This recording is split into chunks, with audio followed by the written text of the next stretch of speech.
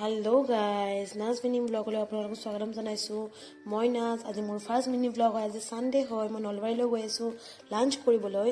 হাঁহ খাবলৈ আহিছোঁ নলবাৰীলৈ। ইমান দূৰলৈ আহিছোঁ হাঁহ খাবলৈ, কাৰণ ইয়াতে হাঁহ ফেমাছ হয় আৰু হাঁহ খাই মই বহুত ভাল পাওঁ। বহুত টেষ্টি লাগিছিলে হাঁহ খাই। মই খায়ে আছোঁ।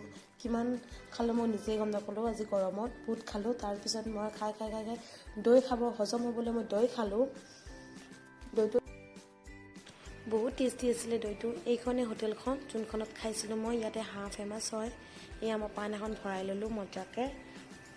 তাৰপিছত ফটো উঠাব লোকেশ্যনত গৈ আছোঁ। এই লোকেশ্যন পাই গ'লোঁ।